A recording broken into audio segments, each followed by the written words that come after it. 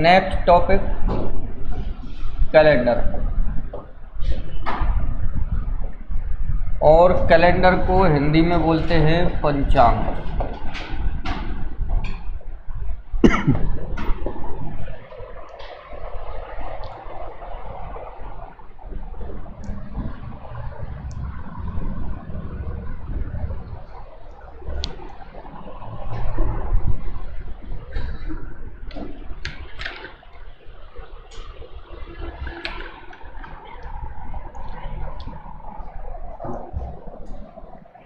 लिख लिया।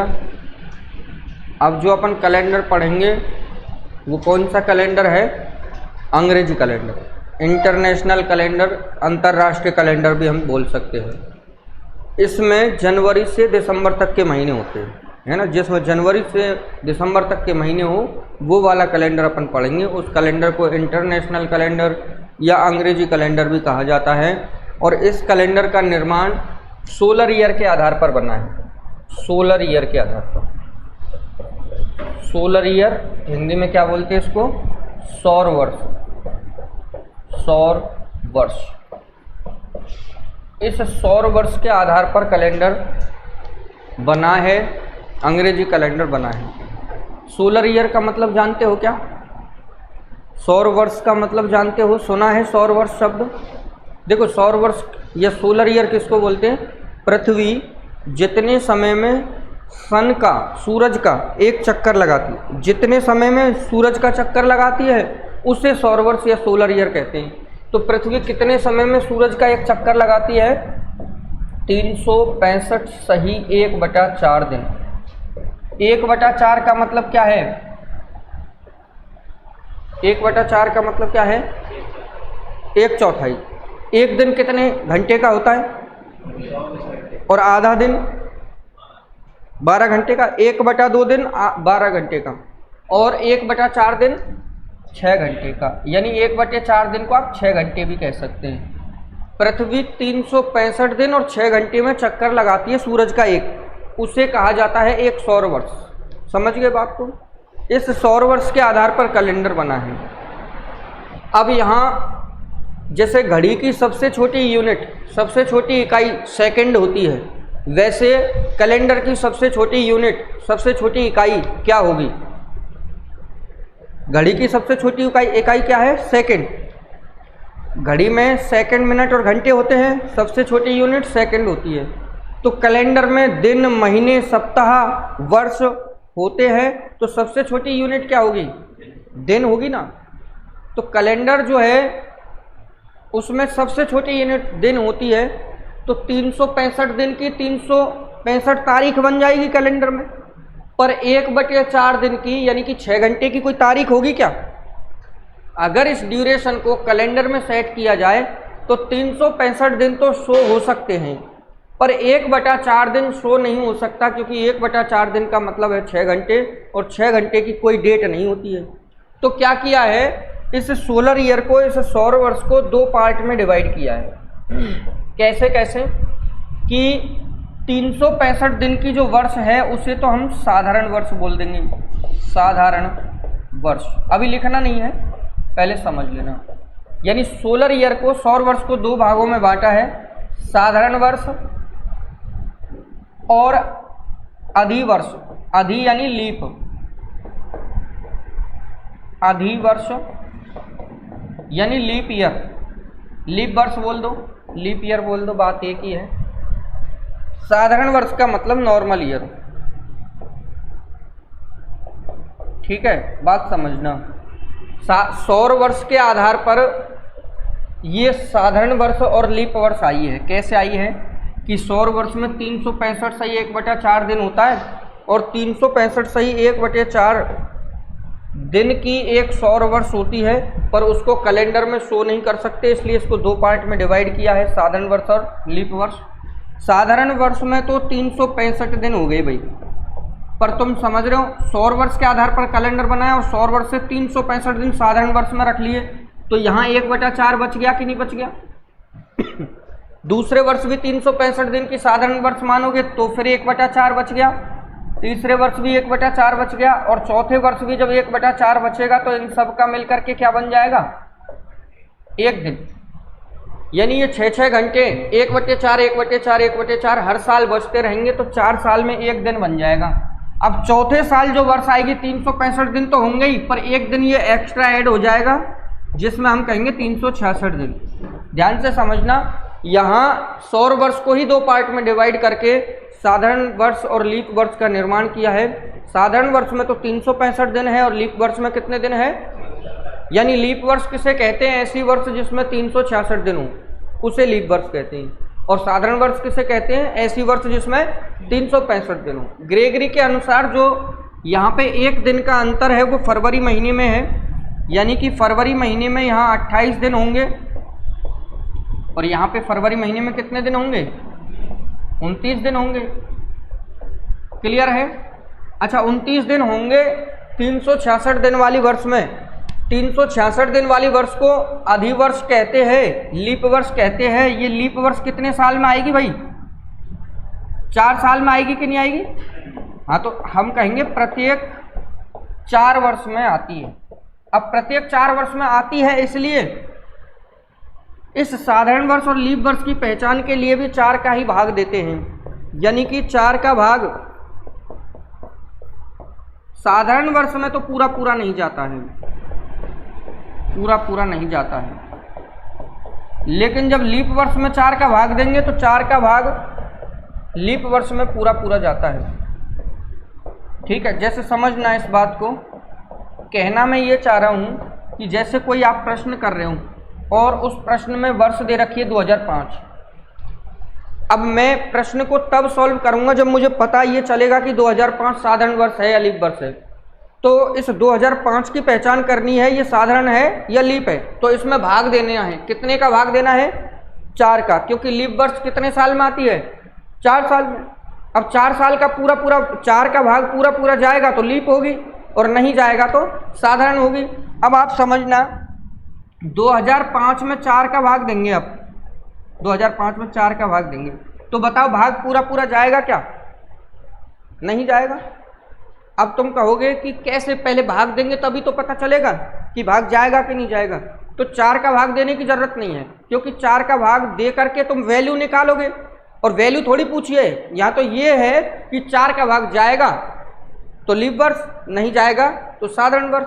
अब केवल ये चेक करना है कि 4 का भाग जाएगा कि नहीं जाएगा, तो इसके लिए आप क्या करोगे, अंतिम 2 अंक में 4 का भाग दे दोगे। क्यों? क्योंकि 4 की भाजकता का नियम क्या कहता है कि किसी भी संख्या के अगर लास्ट के 2 नंबर में 4 का भाग पूरा पूरा जाता है तो पूरी संख्या में ही 4 का भाग पूरा पूरा जाएगा। तो तुम मुझे बताओ 05 में 4 का भाग जाएगा क्या, नहीं जाएगा। तो 2005 में भी नहीं जाएगा, ये पक्की बात है। अब 2005 में भी 4 का भाग नहीं जाएगा तो ये कैसी वर्ष होगी भाई, साधारण की लीप, साधारण। कहा ना मैंने कि 4 का भाग पूरा पूरा नहीं जाता है, किस में नहीं जाता है, साधारण वर्ष में। बात समझना। और मैं जैसे यहाँ पे वर्ष देता हूँ, देखो जैसे मैं कहूँ 2008 में लीप वर्ष है या साधारण वर्ष है, तो 2008 के लास्ट के 2 नंबर कौन से हैं, 08। बोलो 08 में 4 का भाग जाएगा कि नहीं जाएगा, जाएगा। तो कौन सी वर्ष होगी, लीप वर्ष, क्योंकि 4 साल में आती है। अब बात समझिए, जैसे 2004 में जाएगा ना 4 का भाग, तो 2004 के बाद 2008 लीप होगी, 12 भी लीप होगी, 2016 भी लीप होगी, 2020 भी लीप होगी, हर 4-4 साल में लीप आएगी। तो देखो इसमें भी 4 का भाग पूरा पूरा जाएगा, 4 में, 8 में भी 4 का भाग पूरा पूरा जाएगा, 12 में भी 4 का भाग पूरा पूरा जाएगा, 16 में भी 4 पूरा पूरा जाएगा, 20 में भी 4 का भाग पूरा पूरा जाएगा। तो ये सब क्या है, लीप वर्ष है। ठीक है, अभी आप केवल ये लिखो, मैं इसमें क्वेश्चन करवाऊंगा, हालांकि अभी आपको क्या लिखना है वो आप समझ लेना। मैं यहाँ पे कैलेंडर का बिल्कुल बेसिक बता रहा हूँ, जो जानकारी आपको होनी चाहिए तभी आप क्वेश्चन को कर पाएंगे। अभी मैंने बताया है कि जो कैलेंडर आप पढ़ रहे हैं वो सौर वर्ष के आधार पर बना है। सौर वर्ष में 365 से 1/4 दिन होते हैं, इसलिए इस ड्यूरेशन को कैलेंडर में शो नहीं कर सकते, क्योंकि 6 घंटे की कोई तारीख नहीं होती। तो साधारण वर्ष में तो 365 दिन मान लिए, और लीप वर्ष में 366। ये 366 कैसे बने कि ये जो 1/4 है ना, ये 4 साल में इकट्ठा होकर के 1 दिन और बनाएगा, तो उसमें 365 की जगह 366 दिन हो जाएंगे। 4 साल में बनाएगा, इसलिए 4 साल में ही लीप वर्ष आती है। और पहचान करोगे तो 4 का ही भाग दोगे, 4 का भाग पूरा पूरा जाए तो लीप और पूरा पूरा नहीं जाए तो साधारण। और ये एक दिन का जो अंतर है ना, ये फरवरी महीने में होता है, यानी फरवरी में यहाँ 28 दिन होते हैं, यहाँ पे 29 दिन होते हैं। इसके अलावा तुमसे कह सकता है कि साधारण वर्ष में कितने सप्ताह होते हैं, लीप वर्ष में कितने सप्ताह होते हैं। तो जैसे साधारण वर्ष 365 दिन की है, सप्ताह देख रहे हैं तो 7 का भाग देंगे, 7 पंजे 35, 1 बच गया, 5 उतार लिया, 7 दूने 14, 1 बच गया, ये 52 बार भाग गया तो 52 तो हो गए क्या सप्ताह, और 1 क्या है भाई दिन। 52 सप्ताह और 1 दिन होता है साधारण वर्ष में, और लीप वर्ष में 52 सप्ताह और 2 दिन होते हैं। 2 बचेगा ना, 366 में भाग देंगे तो 2 दिन। तो अभी आप केवल ये लिखो, फिर मैं जो क्वेश्चन तुमसे पूछूं उन क्वेश्चन के आंसर निकालना।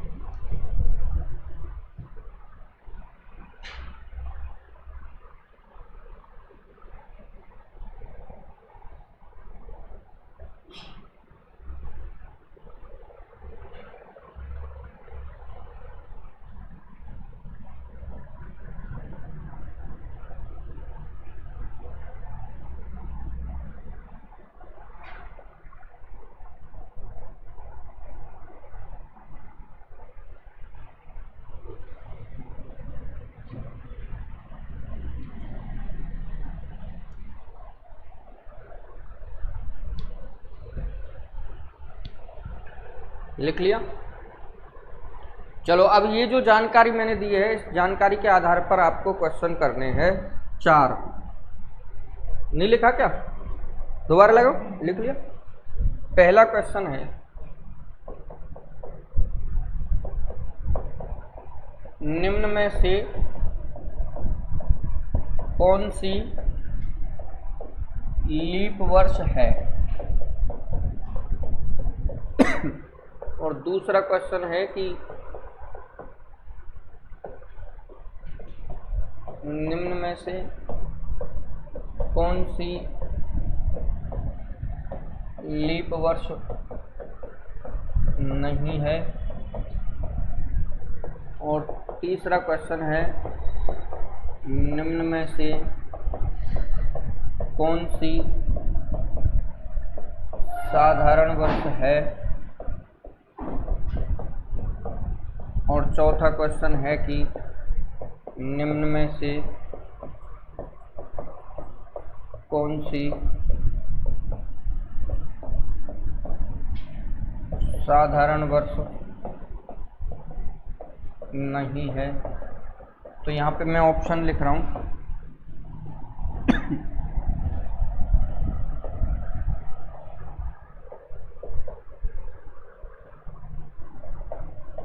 ABCD।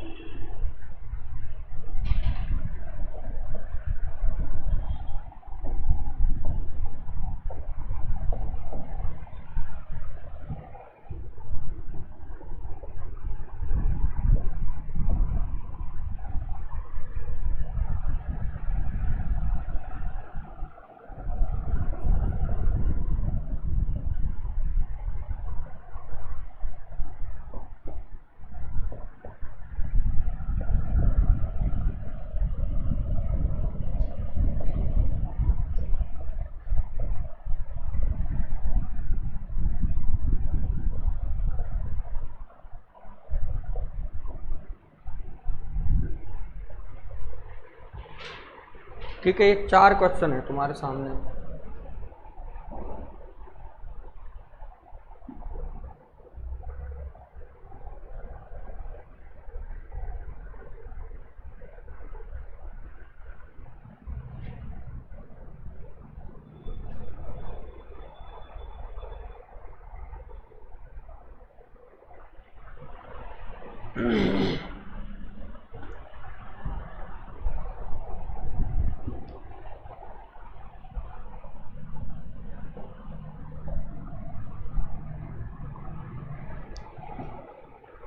हो गया? बताओ इस पहले क्वेश्चन का आंसर। ये कह रहा कौन सी लीफ वर्ष है जिसमें 4 का भाग पूरा पूरा जाएगा? वही तो लीफ वर्ष होती है, 4 का भाग पूरा पूरा जाए वो लीफ वर्ष, 4 का भाग पूरा पूरा नहीं जाए वो साधारण वर्ष। अब ये कह रहा लीफ वर्ष कौन सी है, तो 4 का भाग पूरा पूरा 2016 में जाएगा। अंतिम 2 अंक 16 में 4 का भाग जाएगा, 18 में नहीं जाएगा, 26 में नहीं जाएगा, 38 में नहीं जाएगा। ये कह रहा कौन सी लीफ वर्ष नहीं है। लीफ वर्ष कौन सी नहीं होगी? जो साधारण है। अब आप देखो इसमें तो 4 का भाग जाएगा, 28 में जाएगा, 8 में जाएगा, 48 में जाएगा, 58 में 4 का भाग नहीं जाएगा। नहीं जाएगा वो साधारण वर्ष नहीं होगी, और 4 का भाग जाएगा वो जिसमें 4 का भाग नहीं जाएगा वो लीफ वर्ष नहीं होगी, और जिसमें 4 का भाग जाएगा वो लीफ वर्ष होगी। हो गए दोनों क्वेश्चन। डी है आंसर इसमें। निम्न में से साधारण वर्ष कौन सा है जिसमें 4 का भाग नहीं जाएगा? तो 4 का भाग 1907 में नहीं जाएगा। साधारण है कि नहीं है? ये तो 4 का भाग जाता है, 4 का भाग जाता है, 4 का भाग जाता है, लीप है। साधारण वर्ष ये है। ये कह रहा है साधारण वर्ष कौन सी नहीं है, तो देखो साधारण वर्ष कौन सी नहीं है। ये तो साधारण वर्ष है, ये भी साधारण वर्ष है, ये भी साधारण वर्ष है, ये साधारण वर्ष नहीं है। कौन सी वर्ष है? ये लीप है। इसीलिए तो कह सकते हैं कि ये साधारण वर्ष नहीं है। ये कैसी वर्ष है? लीप वर्ष है। प्रश्न साधारण वर्ष नहीं है का मतलब क्या है? लीप वर्ष बताओ। और कोई कह रहा है कि लीप वर्ष नहीं है, वो बताओ। लीप वर्ष नहीं है का मतलब साधारण वर्ष। साधारण वर्ष कौन सी है? 2058। बात समझ गए क्या सभी? नहीं आई बात समझ में? आ गई। अब इसके बाद में देखो, इधर देखो सामने, मैं तुमसे कहूं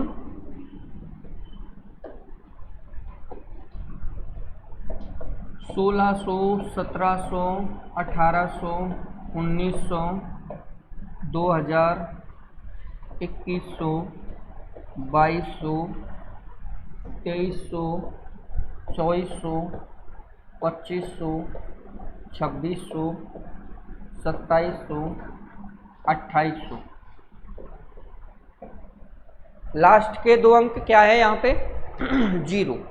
जब हम यहाँ पे पहचान कर रहे थे तो लास्ट का नंबर 0 नहीं था, इसमें लास्ट के दो नंबर 0 है। जब भी लास्ट के दो नंबर 0 आए और आपको साधारण लीप की पहचान करनी हो तो फिर वहाँ 4 का भाग नहीं 400 का देना, ये नियम है इसमें। वैसे तो 4 का भाग देते लीप और साधारण की पहचान के लिए, पर लास्ट के दो नंबर 0 आए तो 4 का भाग नहीं देना, 400 का देना है। क्यों? क्योंकि लास्ट के जहाँ दो नंबर 0 होते हैं ना किसी वर्ष में, वो सेंचुरी ईयर होती है, वो शताब्दी वर्ष होती है भाई। शताब्दी वर्ष का मतलब 100 वर्ष पूरे होना। 1600 पे, 1700 पे, 1800 पे, 1900 पे, 100 वर्ष पूरे हो रहे हैं। तो इसकी पहचान के लिए 4 का नहीं 400 का भाग देना है। नियम तो वही है कि 400 का भाग जाएगा क्या बोलो? 1600 में जाएगा क्या? जाएगा तो लीप शताब्दी। 1700 में जाएगा नहीं, साधारण शताब्दी। 1800 में जाएगा नहीं, साधारण। 400 का नहीं जाएगा, साधारण। 2000 में जाएगा लीप शताब्दी। 2100 में, 2200 में, 2300 में, 2400 में जाएगा लीप शताब्दी। 2500 में, 2600 में, 2700 में 400 का भाग नहीं जाएगा, 2800 में जाएगा लीप शताब्दी। अब बात सुनिए, 1600 के बाद लीप शताब्दी कब आई? 2000। और 2000 के बाद कब आई? और 2400 के बाद कब आई? और 2800 के बाद कब आएगी? 3200, 3600, 400 साल में आती है लीप। लीप शताब्दी कितने साल में आती है? इसलिए 400 का भाग देते हैं। और लीप वर्ष कितने साल में आती है? 4 साल में, इसलिए 4 का भाग देते हैं। देखो दोबारा समझो, ये तो लिख लिया भाई, देखो समझना। मैं एक प्रश्न कह रहा हूँ छोटा सा कि 2000 के बाद लीप वर्ष तो 2004 है, पर लीप शताब्दी वर्ष 2400 है। समझ रहे हो बात? 2004 के बाद 2008 लीप, 12 लीप, 16, 20, 24 लीप। 4 साल में लीप आ रही है कि नहीं है? इसीलिए तो 4 का भाग देते हैं। और 2000 के बाद 2400, 2800, 3200, 3600, ये जो लीप शताब्दी आ रही है ये कितने साल में आ रही है भाई? 400 साल में, इसलिए 400 का भाग देते हैं। भले ही नियम लिख लो आप। नियम क्या है? जिस वर्ष के अंत में 2 0 आए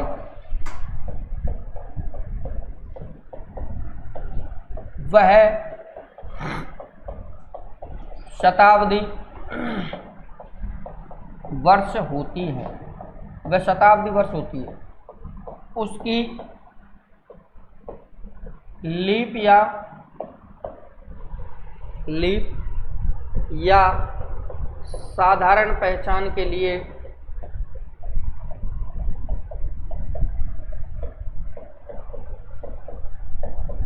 $400 का भाग देते हैं। यदि भाग पूरा जाए तो लीप शताब्दी, अन्यथा साधारण शताब्दी होती है। अन्यथा साधारण शताब्दी होती है।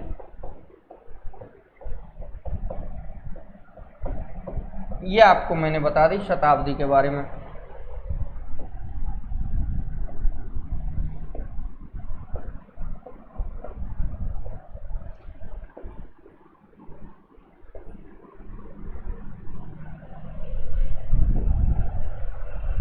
अब क्वेश्चन सुनना। ये लिखने के बाद निम्न में से कौन सी लीप शताब्दी है? और दूसरा निम्न में से कौन सी साधारण शताब्दी है?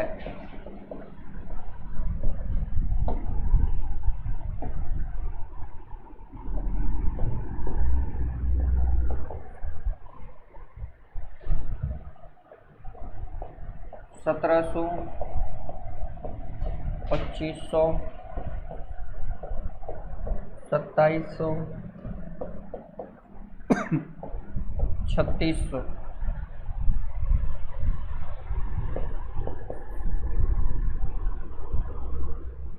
चौबीस सौ, 800, 4000 और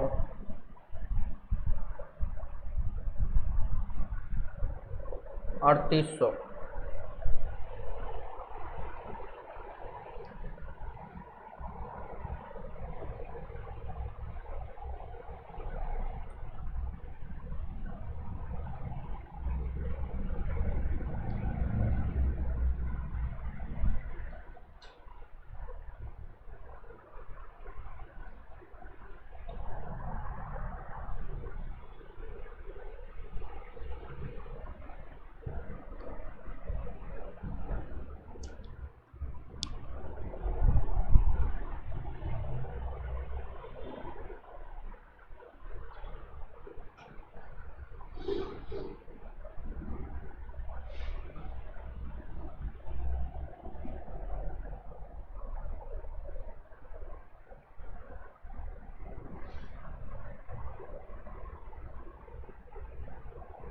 हो गया?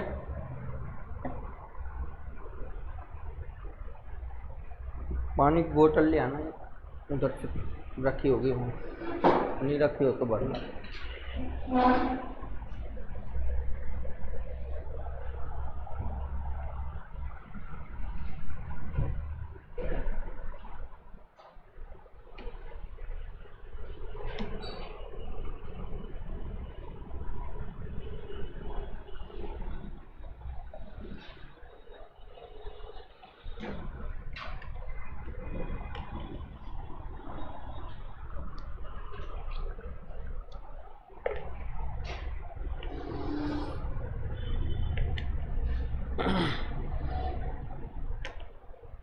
लिख लिया भाई? आ गया आंसर? क्या आया? लीप शताब्दी कौन सी है जिसमें 400 का भाग पूरा पूरा जाए? 3600। सही है। साधारण शताब्दी कौन सी होगी जिसमें 400 का भाग पूरा पूरा नहीं जाएगा? हाँ, हो गया? बात समझ लो। अब कंफ्यूज ऐसे मत हो ना तुम। तुम्हें पता है 1892 कैसी वर्ष है? इसकी पहचान के लिए 4 का भाग दोगे कि 400 का दोगे? 4 का भाग पूरा पूरा जाएगा क्या? 92 में देख लो, 4 का भाग जाएगा क्या? जाएगा। तो लीप है। फिर अगली लीप 1896 में आएगी कि नहीं? 4 साल, 92 प्लस 4 96 हो गई ना, लीप हो गई। अच्छा, फिर मैं 4 साल और जोड़ूं तो 1900 हो जाता है। अब तुम ये मत कहो कि 1896 के 4 साल बाद भी लीप आएगी। पहचान करो, 4 का भाग देना है कि 400 का? 400 का देना है भाग 1900 की पहचान के लिए, या 4 का देना है? 400 का। अब भाग जाएगा क्या इसमें? तो ये लीप नहीं है। अब आप ये मत कहना कि 4 साल बाद यहाँ पे कैसे लीप नहीं आई। भाई लीप 4 साल में आती है, पर जब शताब्दी पड़ रही है तो लीप कैसे हो सकती है? शताब्दी पड़ेगी तो उसके लास्ट के 2 जीरो होंगे, जीरो यानी लास्ट के 2 अंक जीरो होंगे, और जीरो होंगे तो उसकी 400 का भाग देकर के पहचान करनी है। 400 का भाग नहीं जाएगा, साधारण है, छोड़ो, दिमाग ही नहीं लगाना ज़्यादा। बस तुम्हें तो इतना देखना है कि जीरो आए तो 400 का भाग देंगे, जीरो नहीं आएगा तो 4 का भाग दे देंगे। क्यों? क्योंकि लीप वर्ष 4 साल में आती है और लीप शताब्दी वर्ष 400 साल में आती है। क्लियर है यहाँ तक? अब इसके बाद में अपन चलते हैं कैलेंडर में टाइप के हिसाब से क्वेश्चन। फर्स्ट टाइप लिखेंगे इसमें। फर्स्ट टाइप दो दिनांकों से दिन यानी वार ज्ञात करना।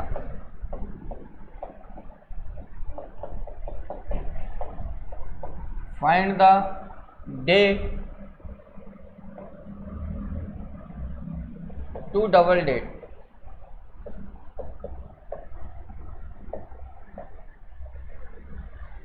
दो दिनांकों से दिन ज्ञात करना मतलब find the day to double date, दो डेट से फाइंड करना। डे फाइंड करना मतलब वार फाइंड करना, दिन फाइंड करना।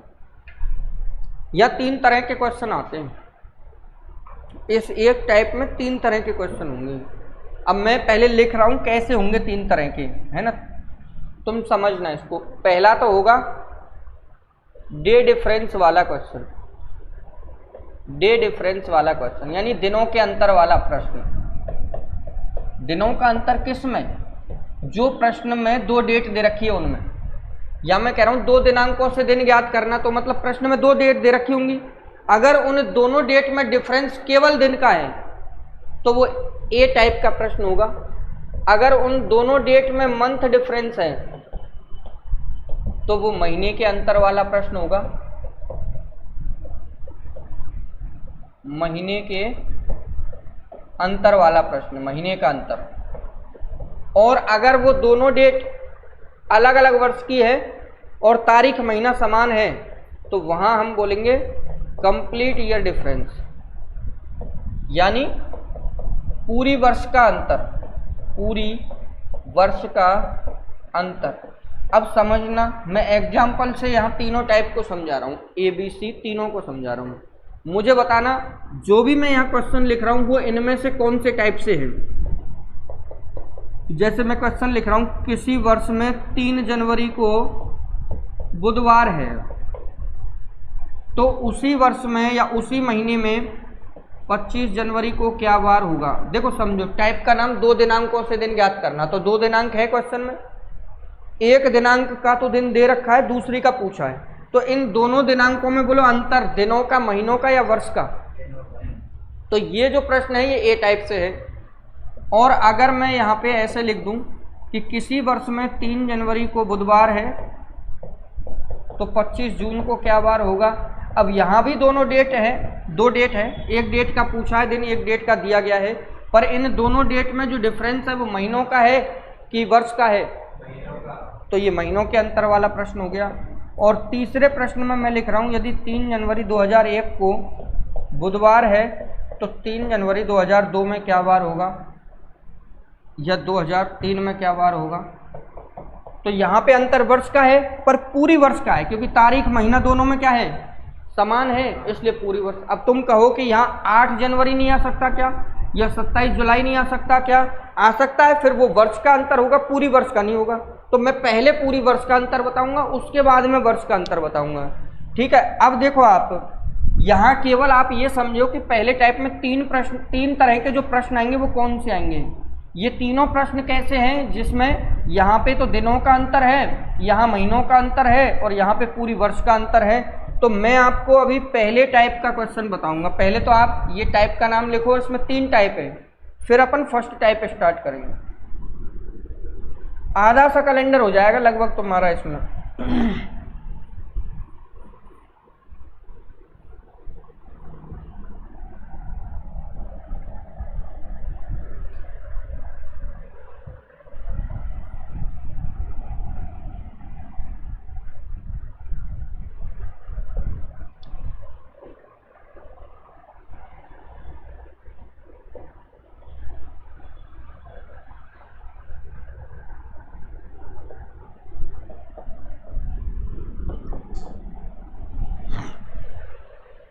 फिर यहाँ पे फर्स्ट सब टाइप ही,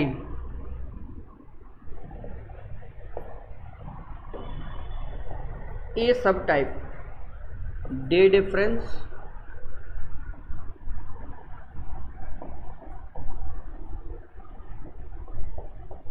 यानी दिनों का अंतर। अगर आप ध्यान से पढ़ेंगे तो कैलेंडर में कहीं भी तुम्हें लिखने की जरूरत पड़ेगी नहीं, यानी लिखने का मतलब जब क्वेश्चन का आंसर निकालेंगे तो कुछ भी लिखने की जरूरत नहीं पड़ेगी।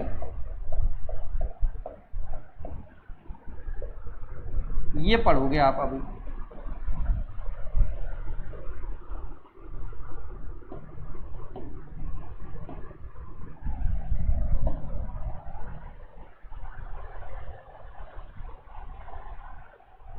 लिख लिया यहाँ तक?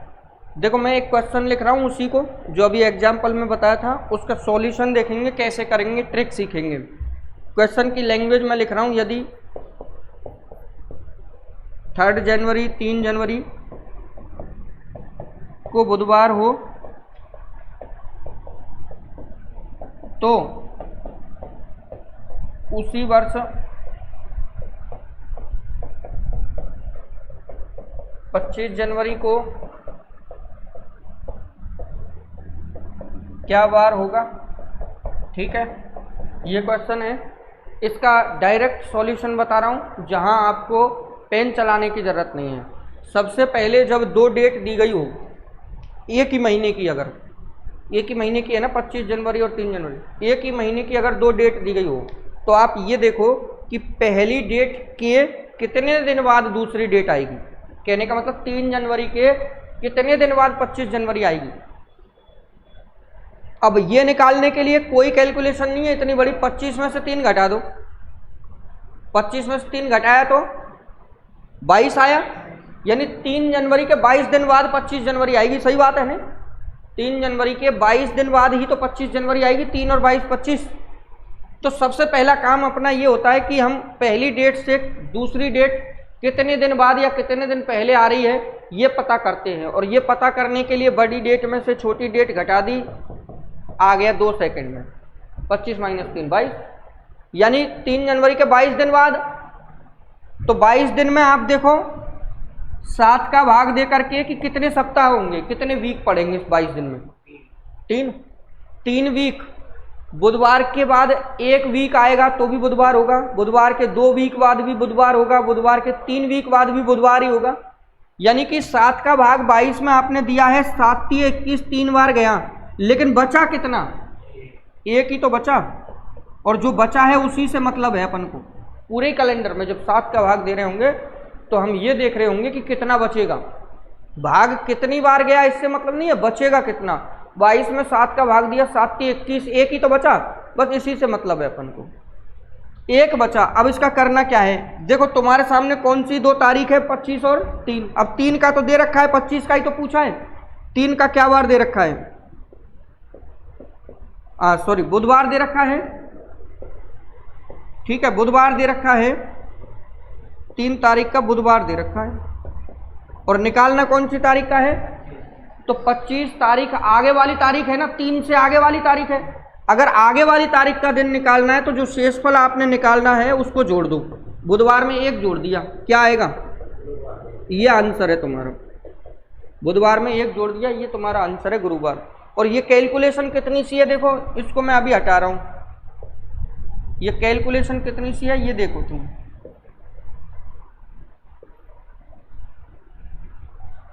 पच्चीस माइनस 3 बराबर 22, 22 में 7 का भाग देंगे, 7 × 21 1 बचेगा। बुधवार में 1 जोड़ दिया, आंसर गुरुवार। क्लियर है? ठीक है, अब मैं यहाँ पे ये ट्रिक लिख रहा हूँ। ट्रिक कैसे बनेगी, यानी 25 में से अगर 3 घटाएंगे तो 22 जो आएगा वो दिनांकों का अंतर ही तो आएगा, इन डेट का डिफरेंस ही तो आएगा। तो आपको क्या करना है, सबसे पहले जो दिनांक दे रखी है ना 2, उनका अंतर कर लो, डिफरेंस कर लो, और उस डिफरेंस में भाग दे दो 7 का। अब 7 का भाग देने के बाद क्या होगा कि 7 का भाग जितनी बार गया उससे मतलब नहीं है, भाग देने के बाद जो बचा है उसे कहते हैं हम शेषफल, रिमाइंडर। ठीक है, रिमाइंडर बोल दो, शेषफल बोल दो। अब उस शेषफल का क्या करना होता है हमें, आगे की दिनांक के लिए, अगर आगे की दिनांक का वार पता कर रहे हो तो आगे की दिनांक के लिए क्या करना है भाई, शेषफल का, शेषफल को प्लस, तथा पीछे की दिनांक के लिए, पीछे की दिनांक के लिए शेषफल को माइनस करते हैं, है ना। ये लिखना है पहले तुम्हें, ये ट्रिक समझ लो, नोट समझ लो, ये लिखना है। इस टाइप के बाद में ये लिखना है पहले तो। ये लिख लेते हो तो क्वेश्चन उतारना और सॉल्यूशन लिखना। फटाफट से लिखो, फिर अपन क्वेश्चन करेंगे और ज़्यादा से ज़्यादा इस टाइप में प्रैक्टिस करेंगे।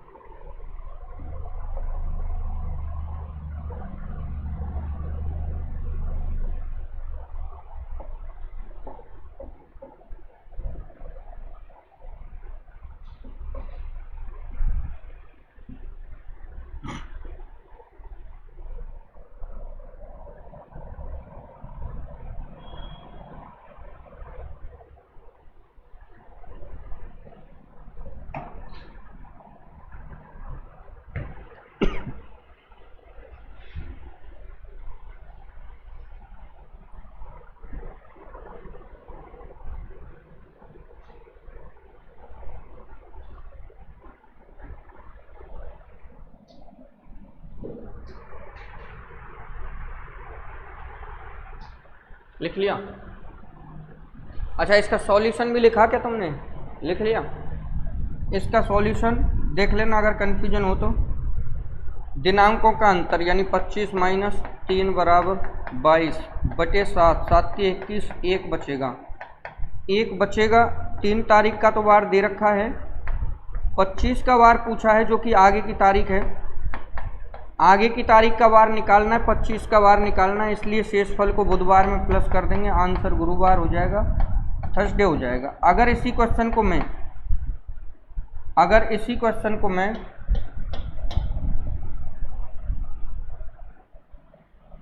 उल्टे क्रम में लिखता, उल्टा कैसे देखो, यानी माइनस कब करते हैं ये देख लेना। अगर इस क्वेश्चन को मैं ऐसे लिखता कि 25 जनवरी को गुरुवार हो तो 3 जनवरी को क्या वार होगा, ऐसे लिखता। देख लो एक बार माइनस कब करते हैं। 25 जनवरी को गुरुवार हो, 3 जनवरी को क्या वार होगा, तो भी मुझे 25 माइनस 3 ही करना है। 22 आएगा, 22 में 7 का भाग देंगे, 1 बचेगा। अब देखो, अब क्या है, 25 तारीख का गुरुवार दे रखा है और 3 तारीख का वार पूछा। 3 तारीख पीछे वाली तारीख है, इसलिए शेषफल जो 1 है उसको माइनस कर देंगे, आंसर बुधवार आ जाएगा। बाप सही है, बात समझ गई ये। अब मैं क्वेश्चन लिख रहा हूँ तुम्हारे सामने 2-4, उनके आंसर निकालना। मुझे आंसर सबका ऐसे ही निकालना है जैसे मैंने अभी तुम्हें सॉल्यूशन बताया है। एक बार तो आप लिख करके आंसर निकालना और दोबारा में आप बिना लिखे आंसर निकालना। आगे बढ़े भाई, ठीक है? तो लिखो क्वेश्चन, शॉर्ट में लिख रहा हूँ क्वेश्चन में। दूसरा क्वेश्चन है,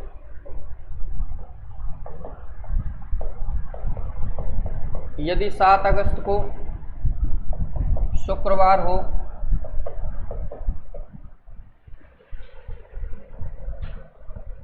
तो 24 अगस्त को उसी वर्ष क्या वार होगा। तीसरा क्वेश्चन, यदि 29 जुलाई को रविवार हो तो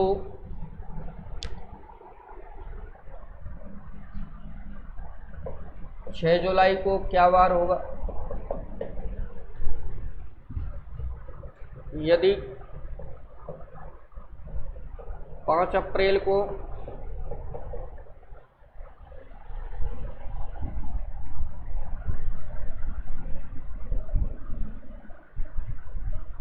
शनिवार हो तो 20 अप्रैल को क्या वार होगा?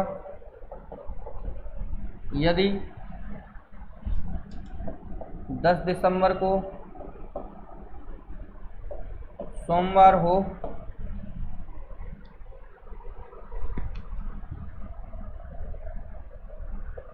तो 31 दिसंबर को क्या वार होगा? यदि 8 नवंबर को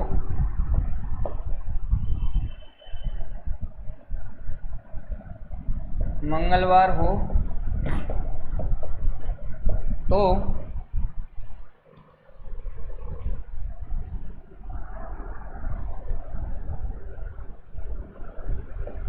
26 नवंबर को क्या वार होगा? यदि 25 मार्च को गुरुवार हो तो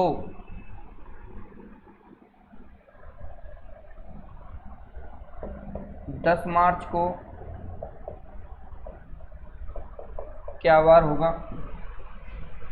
चलो 6 क्वेश्चन है, सफिशिएंट है। पहले लिख लिख के करो आराम से, टाइम भले ही लगे, कोई दिक्कत नहीं है।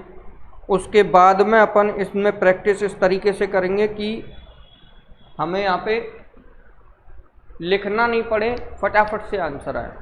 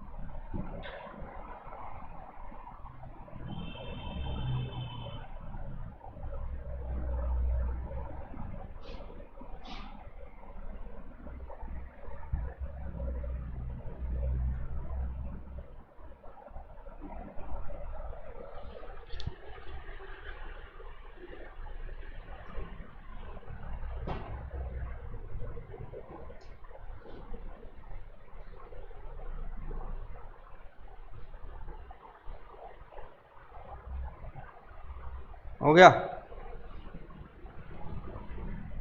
चलो लिख करके आपका जो आंसर आया है वो चेक कर लेते हैं। पहले इसका आंसर बताओ क्या है? हाँ भाई, सोमवार। कोई चेंज है? अगर किसी का और आंसर आ रहा है तो बोल देना सोमवार के अलावा। सबका सोमवार आ रहा है इसमें? शनिवार के अलावा आ रहा है क्या? हैं?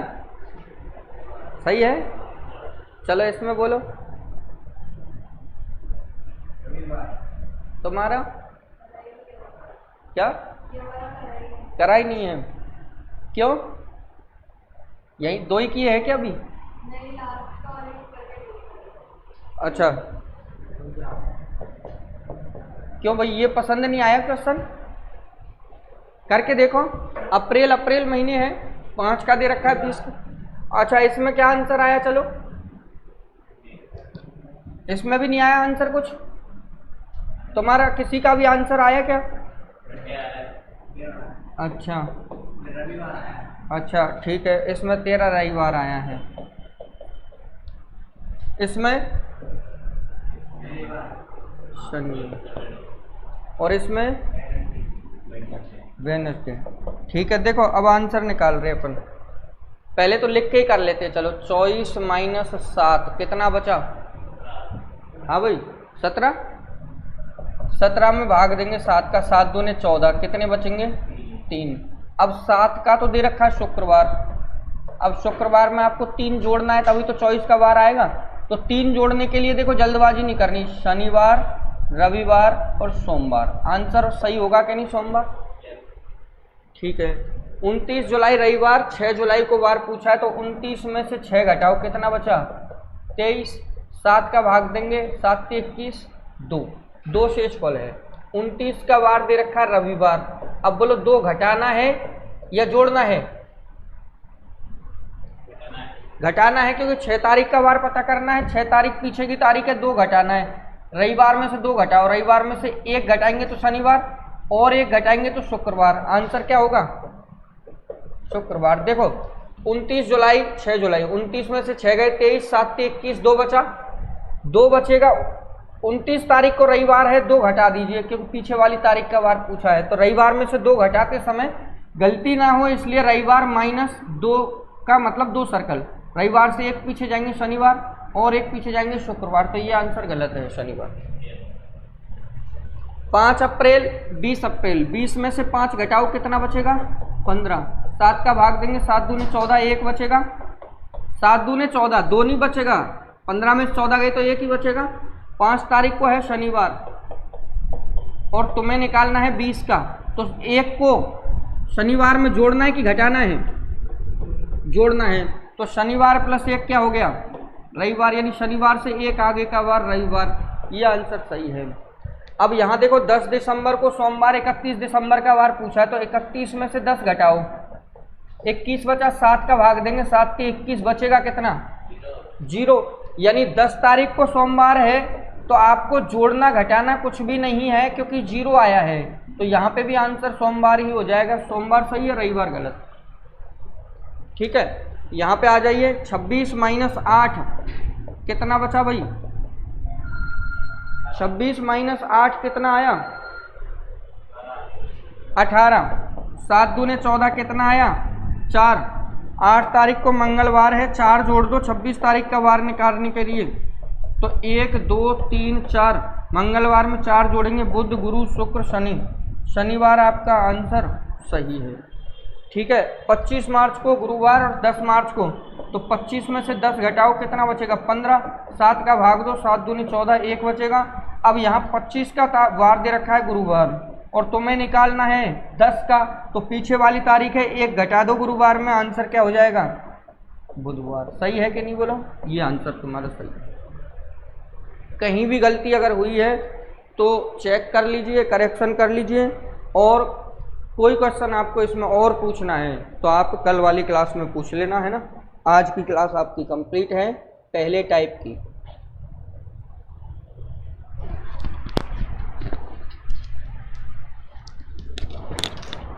ठीक है, बात कर लो।